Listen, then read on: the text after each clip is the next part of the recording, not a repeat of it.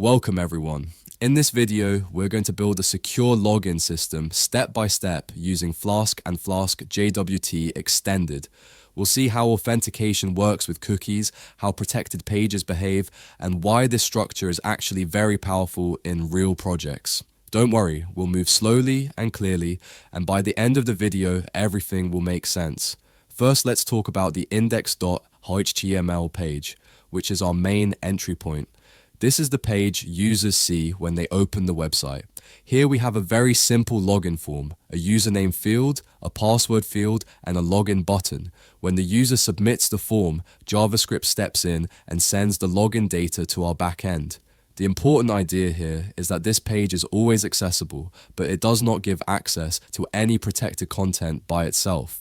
Its only job is to collect credentials and ask the backend, is this user valid? Now let's look at what happens after a successful login, which brings us to protected.html.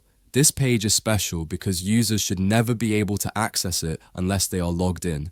When this page loads, it checks whether the user is authenticated. If everything is correct, it shows a friendly welcome message with the username and the logout button. If not, the user is immediately sent back to the login page. This makes it very clear. Index.html is public, protected.html is private, and only a successful login connects the two. Inside protected.html, the logout behavior is also very important. When the user clicks the logout button, the session is cleared and authentication information is removed. After that, the user is redirected back to the login page.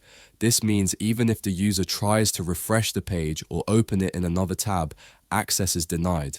That's exactly what we want from a secure system. Before going deeper into the backend, let me briefly mention style.css.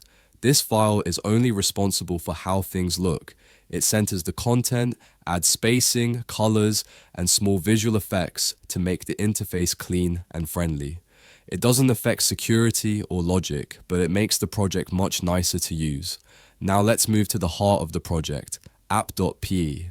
This is where everything really happens. At the top, we import the tools we need. Flask gives us the web framework, JWT tools allow us to create and verify secure tokens, CORS lets the browser communicate safely with our backend, and datetime helps us control how long a login session stays valid. Every import here has a clear purpose.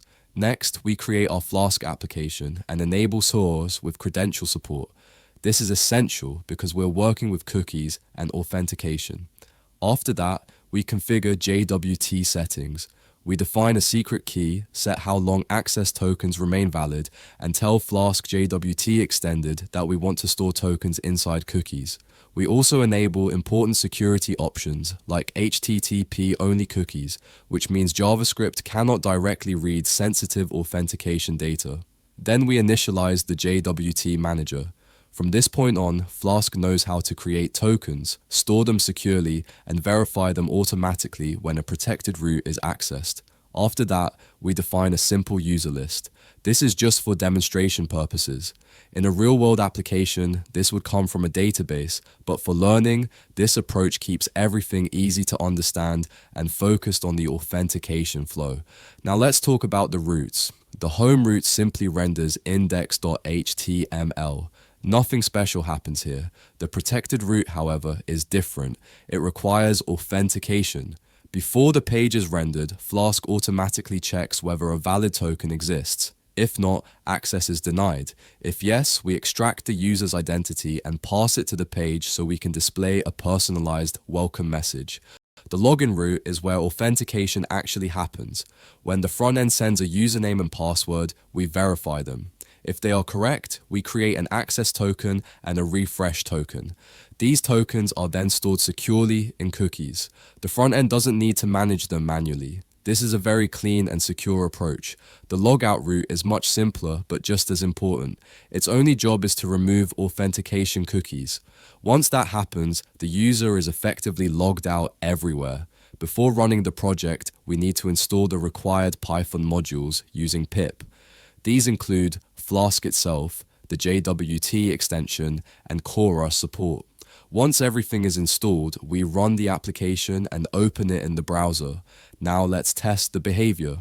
First, I try to open the protected page directly.